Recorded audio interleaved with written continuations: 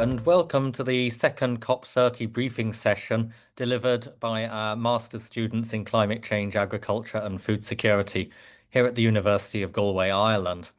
My name is Peter McKeown, and I'm very happy to be giving this brief introduction to the session before handing over to Fred, Smile, Farai, Gemma and Philip. The COP process is considered a vital key to addressing the challenges of the ongoing climate crisis, but it is inevitably a highly complex process, and following what's going on is a challenge, with the way that the negotiations are framed being subject to many biases, shortfalls and distortions, accidental or otherwise.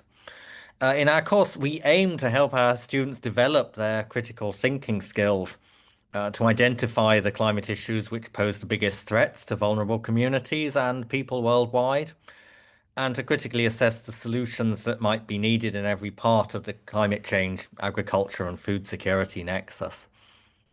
Today, our MScCCAFS group will be applying these skills to the ongoing COP30 in Belém, Brazil, identifying those areas of negotiation which are key for understanding climate impacts on agriculture and the agri-food system, whether the level of production, its nutritional or food security outcomes, or the empowerment of the communities affected.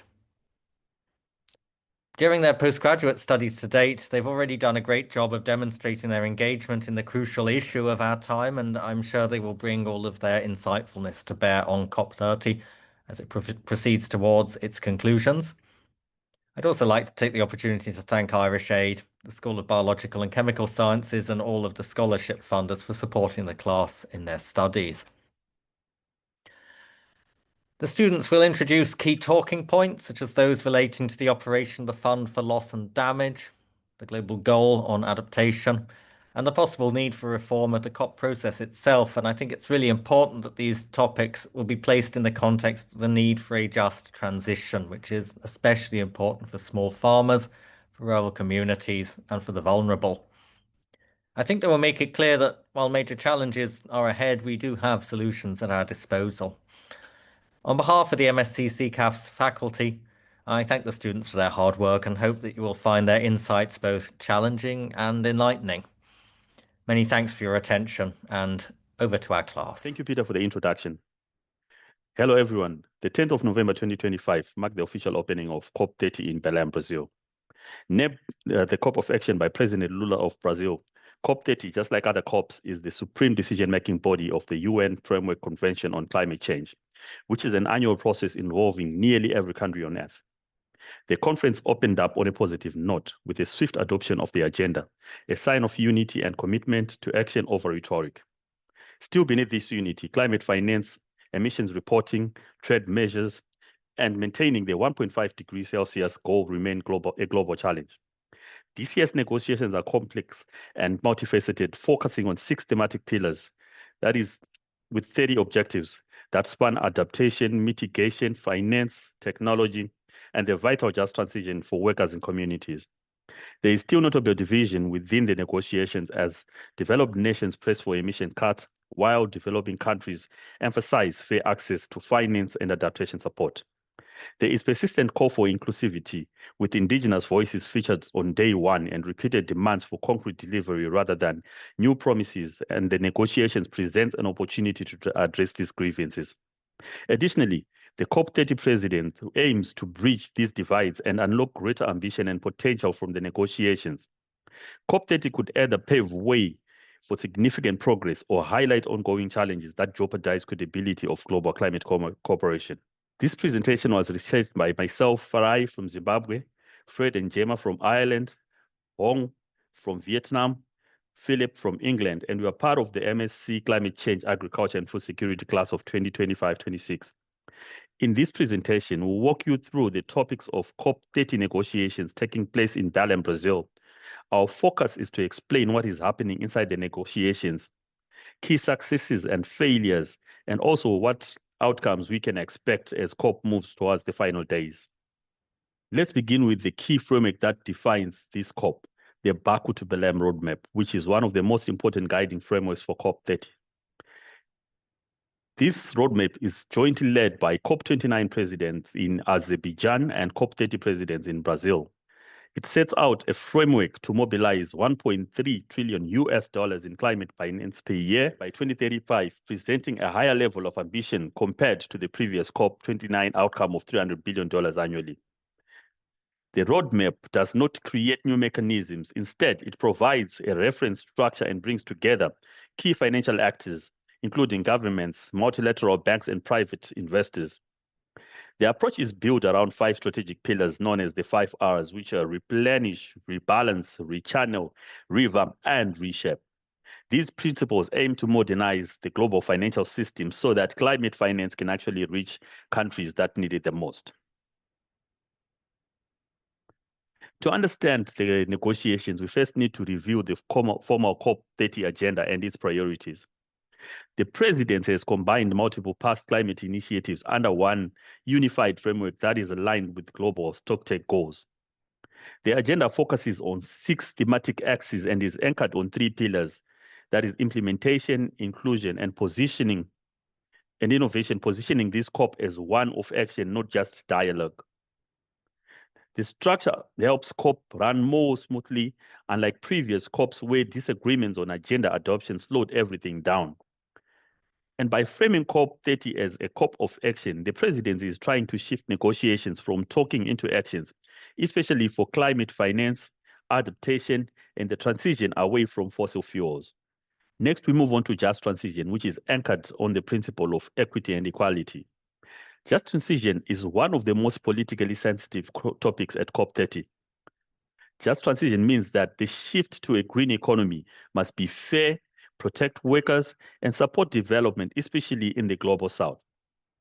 This agenda focuses on ensuring that the shift towards a green economy is fair and leads to decent work for all. During the negotiations, the G27 and China proposed creating a new just transition mechanism, while several other countries preferred relying on existing institutional arrangements. Discussions also centered on the language around energy transition, including different positions on phasing out fossil fuels and how to balance climate goals with energy security and development needs. Developing countries raised concern about unilateral trade measures such as the EU's carbon border adjustment mechanism and requested for formal spaces to discuss these impacts. Additional inputs also included supply chain responsibilities, labor rights, and whether human rights and the rights to development should be explicitly referenced within the just transition outcomes. One of the key expectations was the enactment of the Loss and Damage Fund. And the good news is that the fund is now operational and has opened its first call for funding requests. This is a major milestone for vulnerable countries that face climate-related disasters. However, key challenges remain. Developing countries, particularly the G77 and China, and the least developing countries, are calling for much larger replacement and more accessible rules for funding. On the other hand, the EU and some developed countries want stronger governance procedures just before releasing large amounts of money. So while the fund is officially active, the biggest issue is now how fast and how fairly the money will flow. With that, I'll hand over to Hong to take us through the next section. Thank you very much. My name is Hung. I'm from Vietnam, and in this slide, we're gonna talk about the Global Goal on Adaptation, GGA. GGA is a key element for strengthening a global adaptation efforts under the Paris Agreement. Current discussions emphasize the need for increased adaptation finance, with developing countries calling for scale-up support and Switzerland proposing more diversified funding sources. The African group suggested that the GGA will provide a report on support for both the GGA and national adaptation plans, while the ILAC bloc recommended developing a strategy to triple annual adaptation-related financial flows. African and Arab nations proposed a 2-year delay for introducing adaptation indicators due to capacity concerns. The European Union and Japan advocated for a holistic approach to the means of implementation.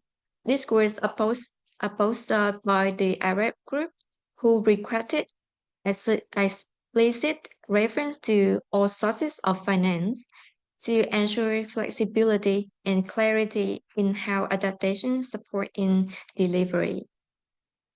The next topic is about climate finance.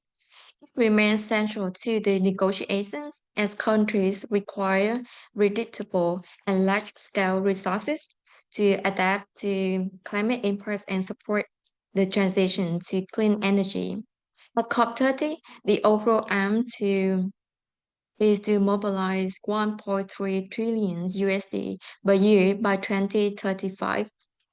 An interim goal of 300 billion USD annually before 2035 has been proposed as a step toward the largest target. Adaptation finance continues to be a priority, with broad support for establishing clear global goal on adaptation indicators and defining pathways to scale funding. The Baku Berlin roadmap consolidates existing initiatives to improve financial mobilization rather than establishing new mechanisms. Discussions highlighted several areas of tension, including transparency on climate finance reporting under Article 9.5, concerns about national sovereignty, the implications of border-related measures under Article 2.1c, and the need for accessible and equitable financial flows for developing countries. In terms of technology for climate action topic, at COP30, two major initiatives were introduced. The first one is Green Digital Action Hub, which currently supports 82 countries, and the AI Institute, designed to advance technology-based climate solution. Both initiatives aim to ensure that digital tools are deployed in a coordinated, sustainable manner that aligns with global climate objectives. Brazil also presented a recent example from the April-May 2024 flood in Rio Grande do Sul, where the gov.br digital ID platform enabled emergency payments to be delivered within just 6 days. Building on this experience, Brazil plans to launch a digital public infrastructure and digital public goods acceleration plan to expand shared digital system that can support climate action across the countries. The message here is clear. Technology is becoming a key enabler of faster and more coordinated responses to climate risks. Adaptation is a major focus at COP30 as climate impacts continue to intensify in many regions. A key task for this conference is reaching agreement on an indicator framework for the global goal on adaptation, strengthening early warning systems, and improving disaster risk management remains core priorities. There is also increased intention on advancing the implementation of national adaptation plans and supporting countries to move from planning to delivery. Discussions highlight the importance of building resilience at the local level, including through ecosystem-based approach. Countries are also working on expand the sharing of technology, climate data, and adaptation modeling to support more coordinated and effective adaptation efforts. In terms of reforming the COP process has become an important topic as countries look for a more effective and credible global climate system. Many discussions highlight that the need to improve decision-making efficiency, including suggestions to revisit for the current consensus model. There is increased attention on limiting the influence of fossil fuel lobbying and enhancing transparency in how different actors participate in negotiation. Delegations are also calling for a more science-based COP with decisions closely aligned with IPCC evidence. Another priority is strengthening the representation of vulnerable groups, including AOSIS, least developed countries, and the African group. In addition, countries emphasize the need to simplify and reinforce climate finance delivery system, particularly regarding the new collective quantified gold, adaptation finance, and loss and damage arrangements. Next topic, we're gonna be handled by my friends BJ. Thank you. Okay, thank you, Smile. We'll look at deeper cooperation with the intergovernmental policy process. Moving on to the cooperation with other organizations. International cooperation extends the reach of climate action by leveraging mandates, expertise, and resources from multiple global frameworks. Colombia and Paraguay suggested that the United Nations Framework Convention on Climate Change Secretariat to strengthen the joint liaisons group with the CBD and the UNCCD. The Arab group expressed noted limited time for intersessional work and suggested continuing discussions at subsidiary body for scientific and technological advice, the SBSTA 64. The EU emphasized the importance of direct engagement between institutions, stronger cooperation between the three Rio conventions, climate, biology, and desertification. These are essential because the challenges are interconnected.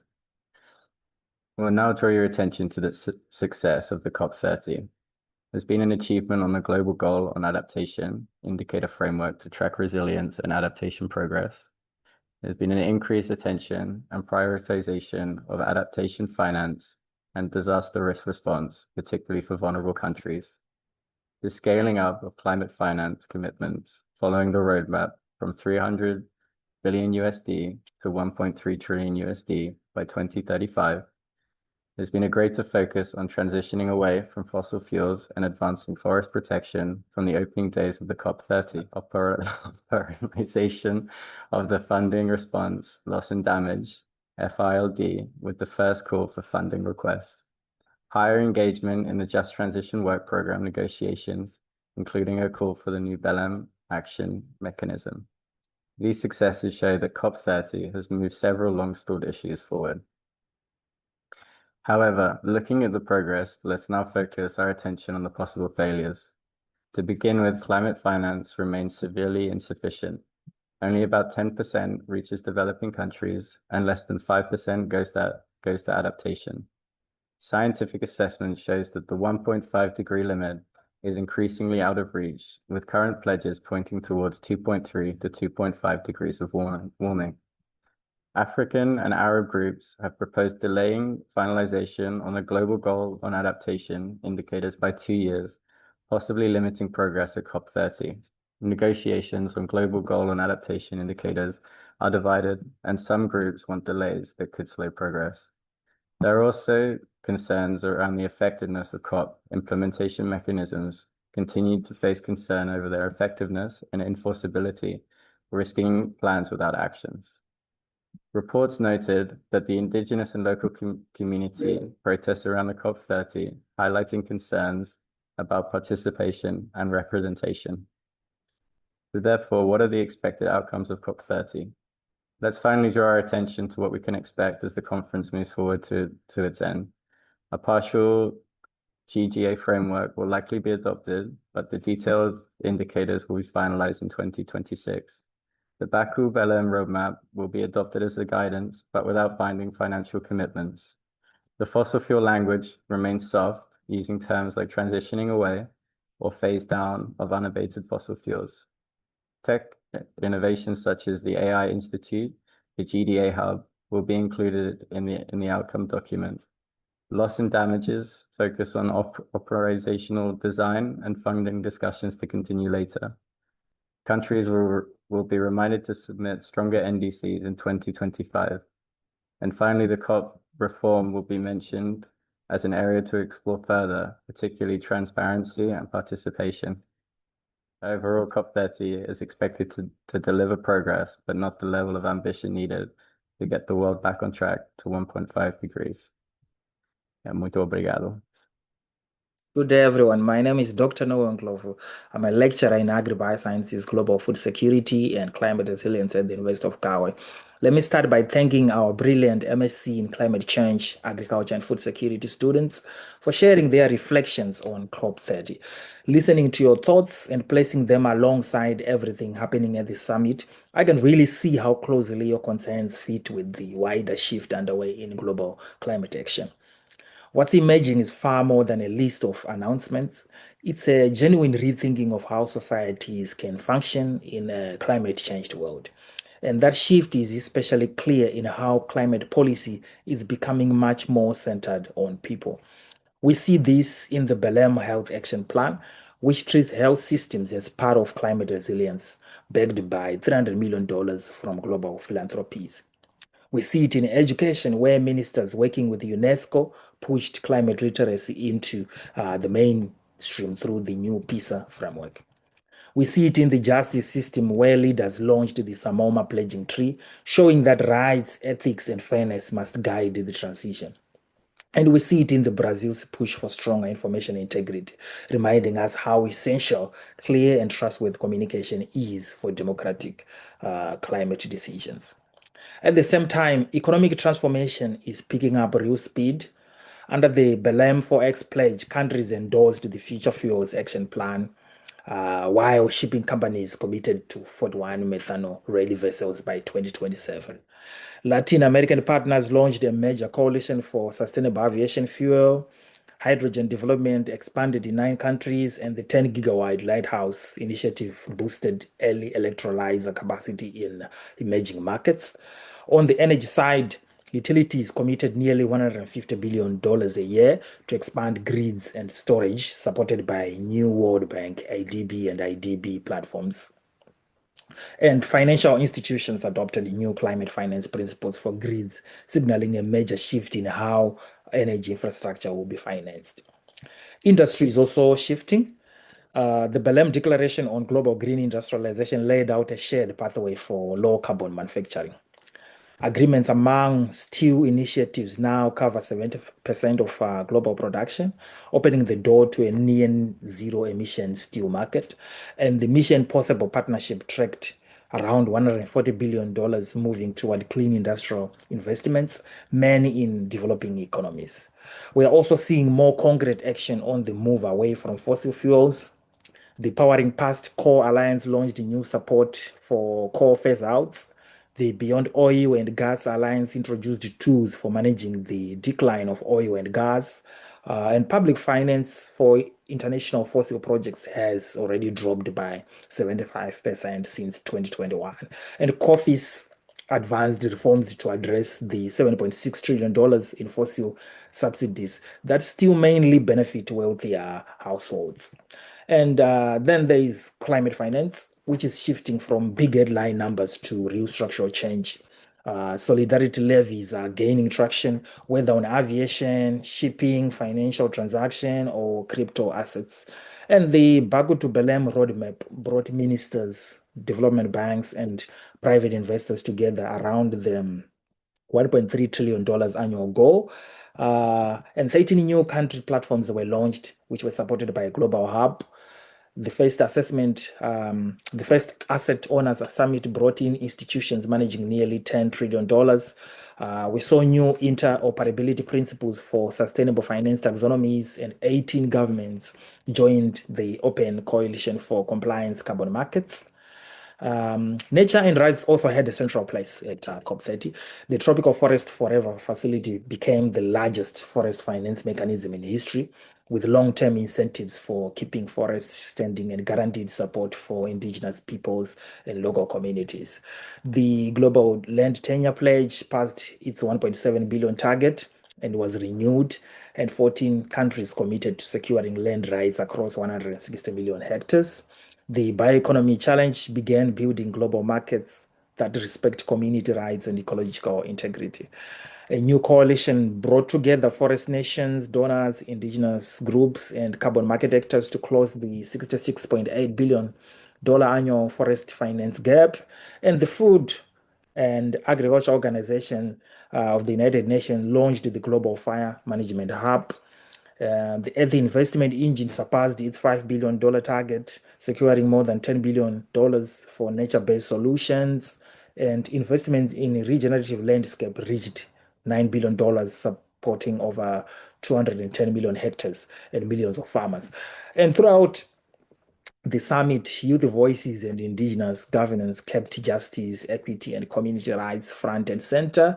They reminded everyone that climate action must make everyday life safer, fairer, and more hopeful, not just lower emissions. And when you put all these together, you see a world expanding its understanding of what climate action really means.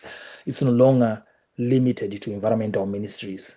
It reaches into health, law, finance, energy, industry, and land governance. Climate is becoming the thread that runs through every part of society. So before we finish, I want to thank the team who made this webinar possible, especially Kira Valley for her excellent work behind the scenes and our colleagues at the Ryan Institute. And of course, thank you to all of you for joining us today. Take care, stay engaged, and we will see you next time.